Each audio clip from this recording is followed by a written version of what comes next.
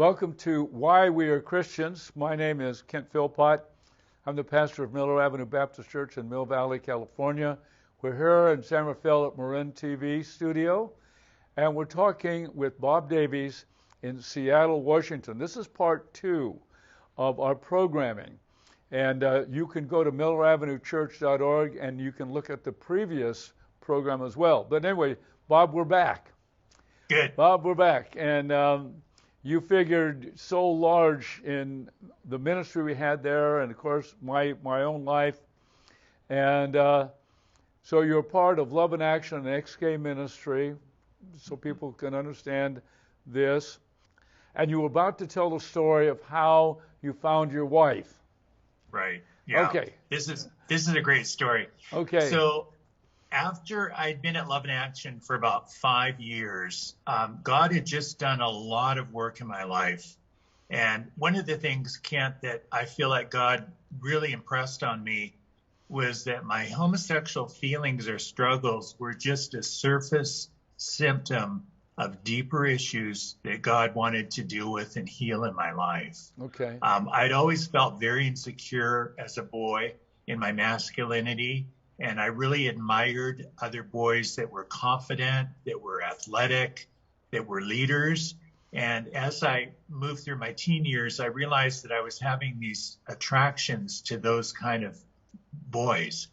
And so I began praying that God would really build those qualities into my life so that I wouldn't have to be searching for them through the friendships with other boys or men.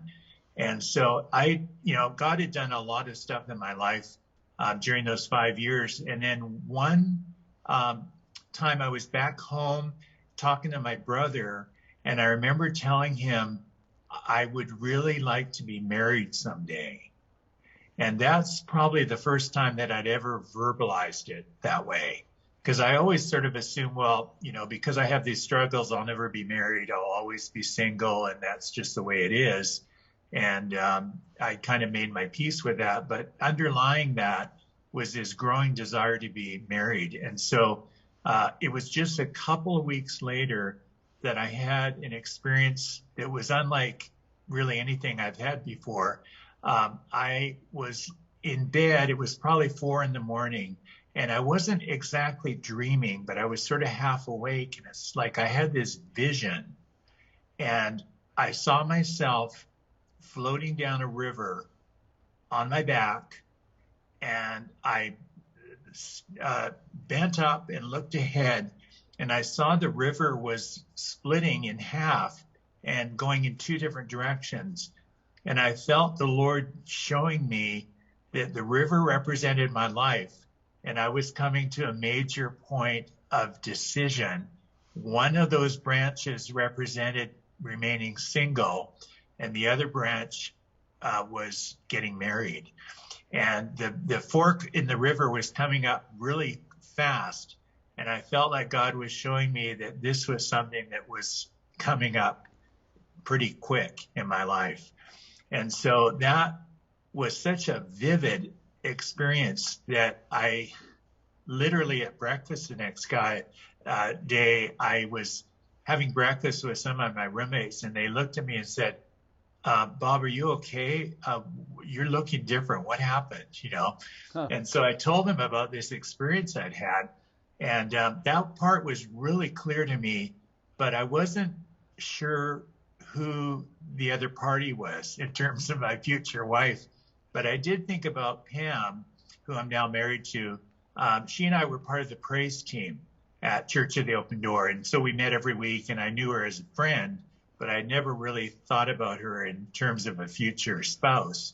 But I felt like that was something that I should really pray about. So I was praying about it, and I went to Mike Riley, who is then my senior pastor, talked to him about it, and I began talking to Pam about it in a general way. I didn't say, I feel like God's showing me that I'm going to be married to you someday.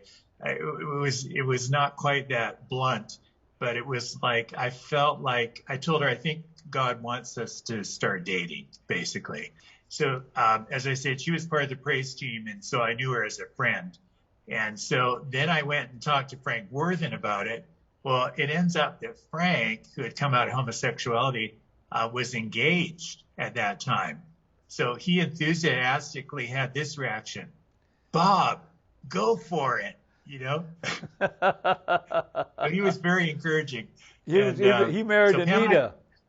Pam and I started dating, and it was kind of eerie in a way, but I felt like right from the first date, we kind of knew where this was headed, because she had felt the same the leading of the Lord towards me.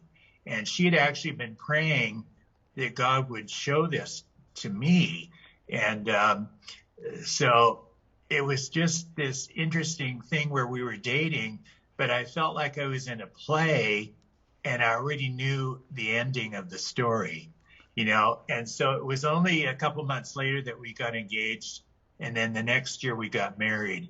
And that was just a gift. I mean, I just never really expected it.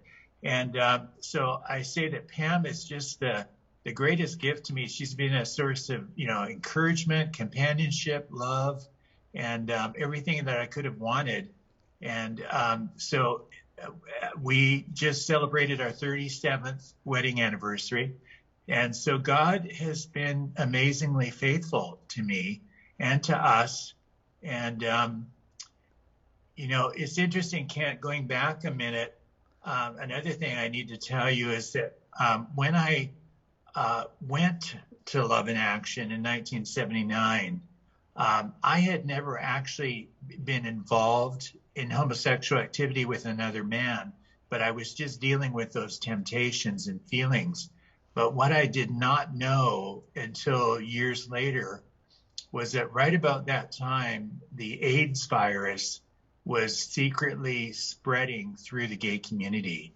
And I honestly feel that God spared my life, because if I had gone into activities at that time with other men, I very well could have been infected with AIDS. And it reminds me of that verse. It's Deuteronomy 30. I have set before you life and death. Therefore choose life that you may live.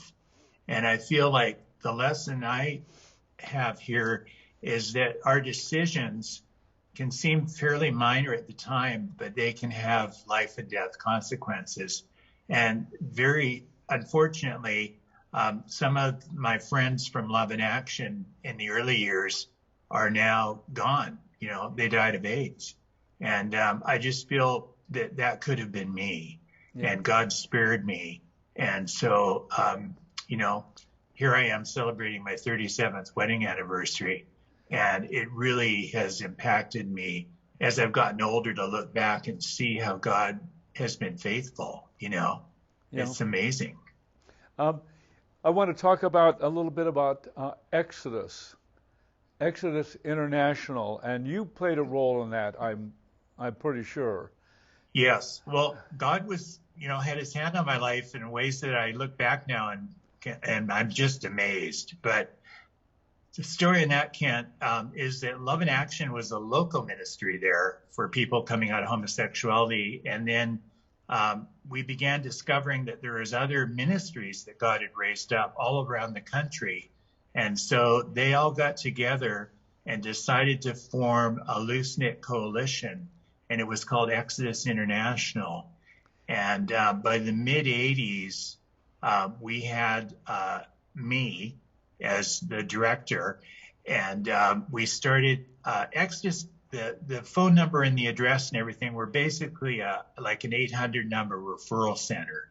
And so if somebody would call us from New York, we would send them to the New York ministry, or if they called us from Baltimore, we'd send them to the Baltimore ministry. So it was really a referral agency at the headquarters there. And through that, we really began to get some major publicity in Christianity Today and Time Magazine and, you know, all these different periodicals. And so the word really spread about this ministry that was now national.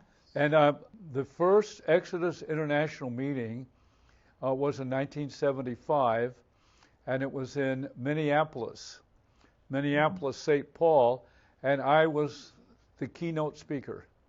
Ah, That was in 1975. Was the first gathering of Exodus. The ministry had started the interconnectedness, right. and then actually it evolved. I was not a part of that. I didn't do anything with that. I was just invited. And this all came out of the Jesus People movement. I want to point that out. This whole thing was a powerful movement of Holy Spirit that began in the 1960s, late 1960s, and a number of incredible ministries came out of them. So you were there in 1985, Bob? Yeah. Okay. Can you tell us a little bit more what happened? Is it still going, or? Well, what happened was that we started gathering every year for a national conference.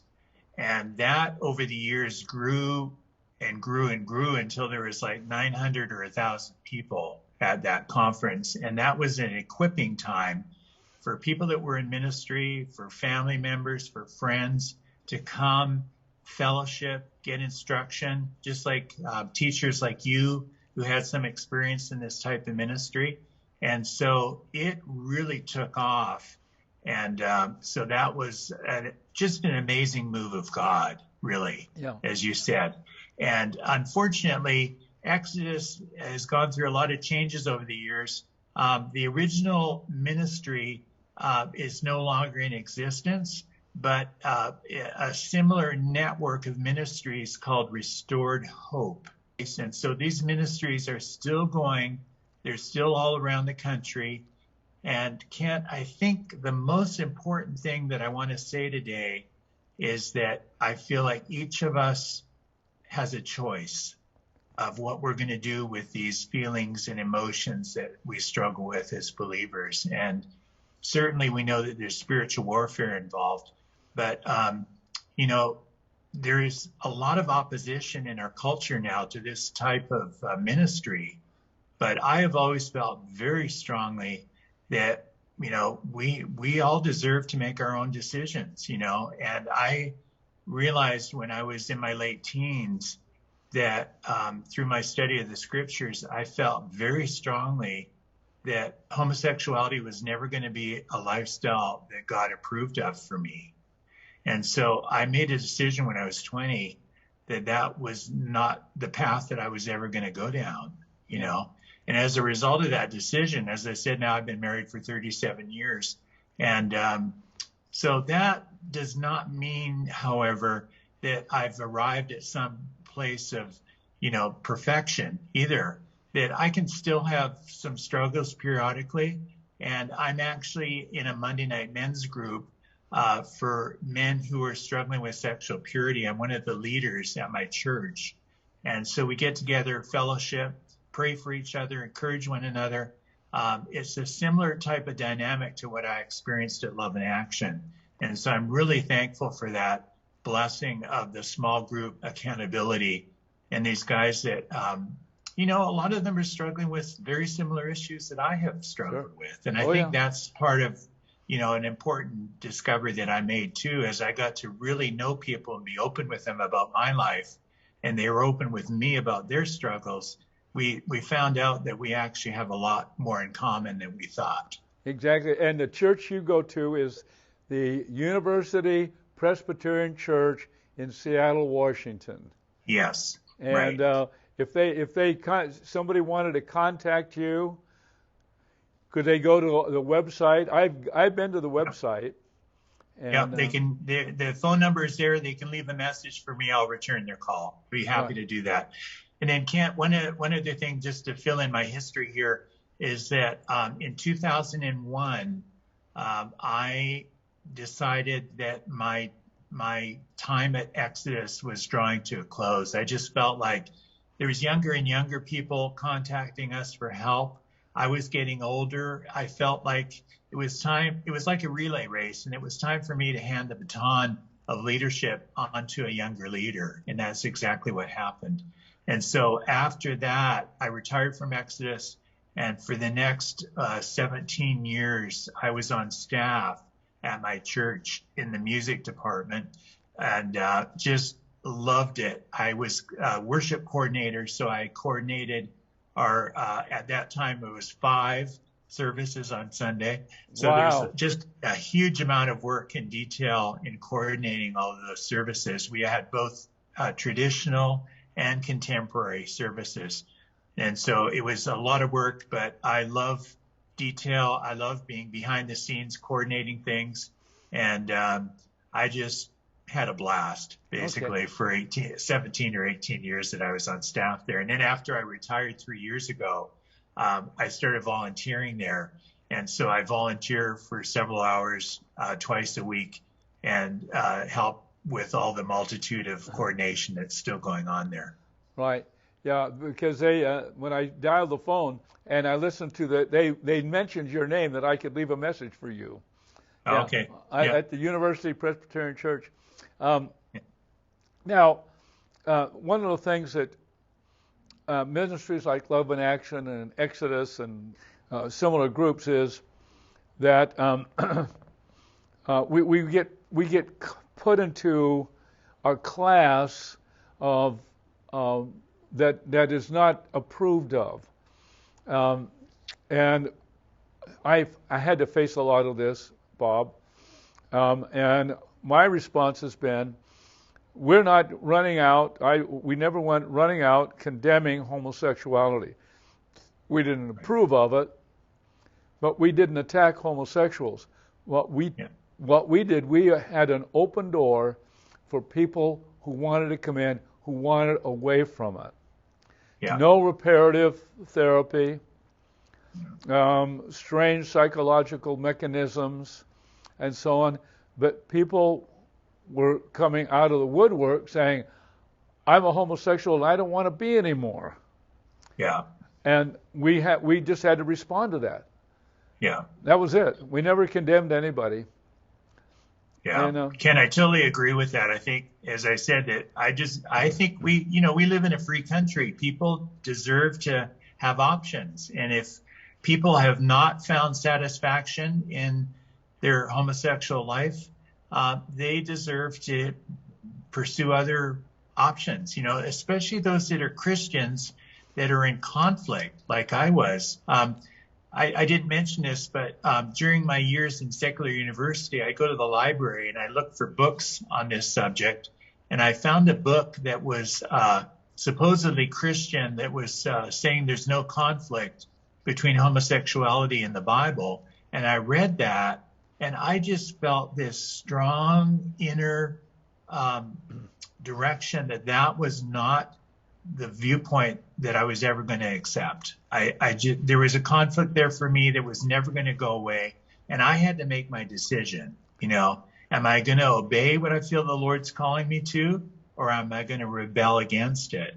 And as I said, I look back on my life now as a 71-year-old, and I can take the long view and see how God has blessed my obedience in this issue, happily married, avoided dying of AIDS. And, so I really feel like this is a very important message to get out, that people should have the choice if they want to leave this homosexuality, that there are ministries that love them and support them in that decision. Exactly right. And it was, so often the case, because of my position during those early years of Love in Action, I would often be the first person that someone would contact who wanted to come to San Rafael, and and they knew that they were welcome, that we were not going to jump up and down about their gay activity, but we were there to help. And when so many of them fell, so many of them would, how many times I would counsel them, they would come to me and they'd say, Kent, I fell. Right. And it was common, and we never condemned them. Had a prayer of confession and a thanksgiving for forgiveness. Right. And going on. We're all sinners. All have sinned and fall short of the glory of God. And I think people who recognize their own sinfulness uh, sin. And Right. once you recognize that you're a sinner, you can welcome other sinners.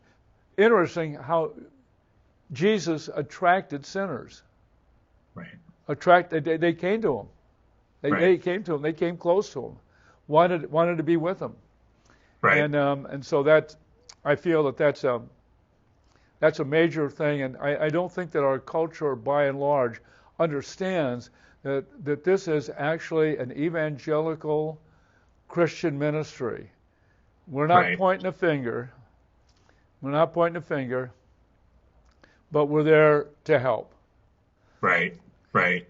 So, And I think that was such a gift that the church was so open to all of us that were coming from all over the country. And as I said, I felt loved and accepted. And that was just a major healing in my life to feel that love and acceptance from other men, especially. love and acceptance is a big deal, and I think it's even more so.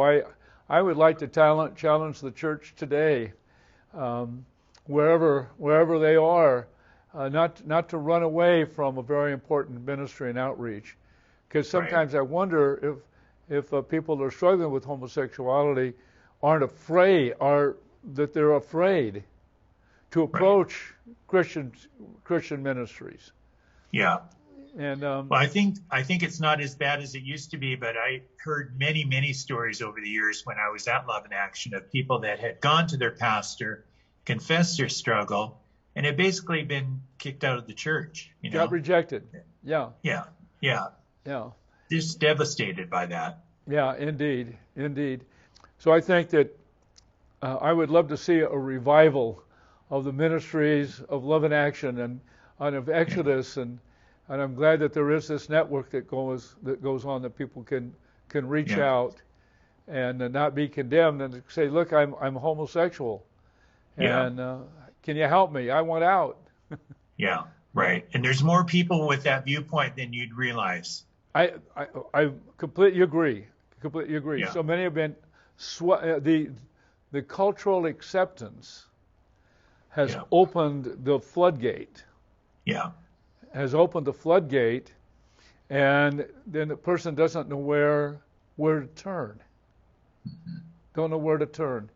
And so I think that these ministries are continuing to be vital and important. And I'm glad that we're both still engaged in this area, Bob. Okay, Right. Now there's a couple things that I do toward the end of a program that that I like to do. Do you feel at this point that there's anything that God has called you to, Bob? Well, I've been retired for 3 years now, and music has always been an important part of my life.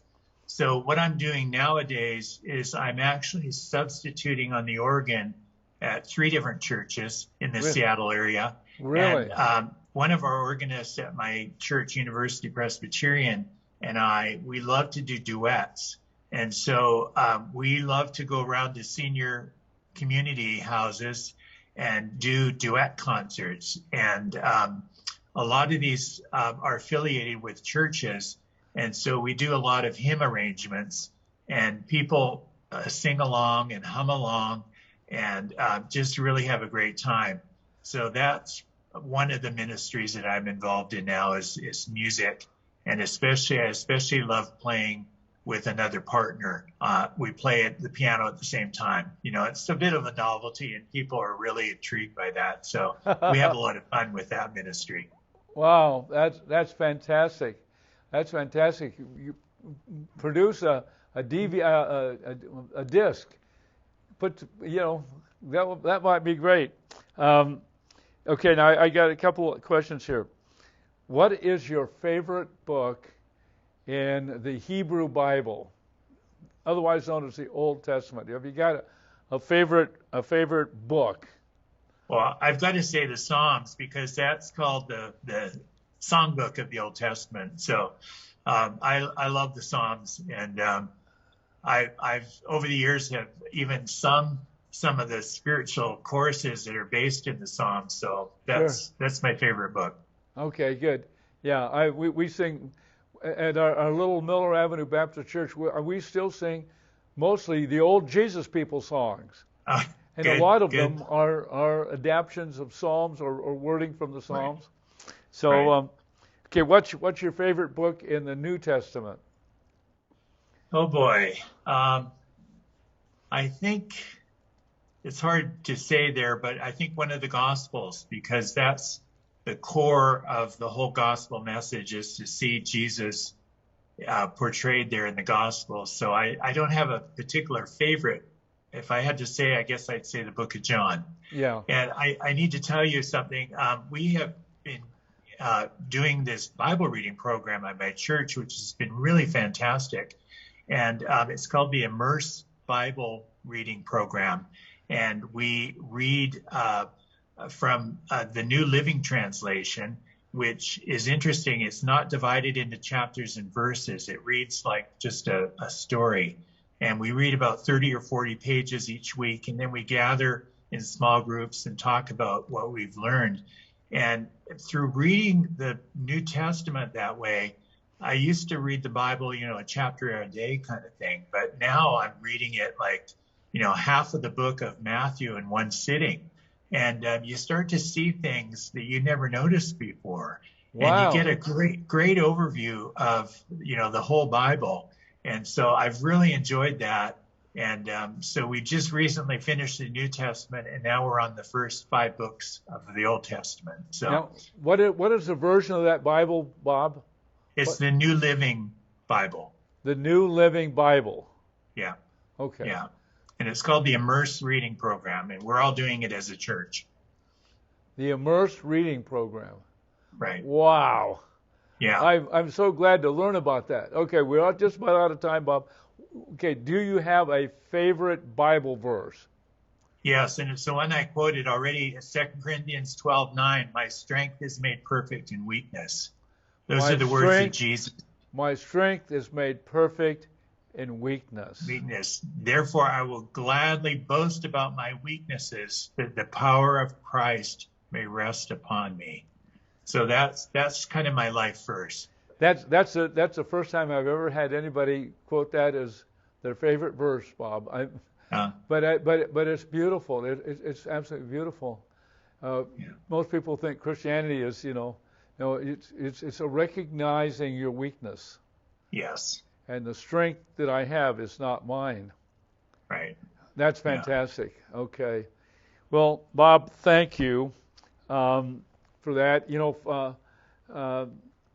I pray for the Lord will bless you and your wife and your continuing ministry there in Seattle at that wonderful church. I'd love to come up and visit the University Presbyterian Church of Seattle. I'd love to be there someday. Kent, thanks again for the opportunity, and thanks for the role that you've had in my life through your writings. I'm deeply grateful to you. Thanks, Bob. All right.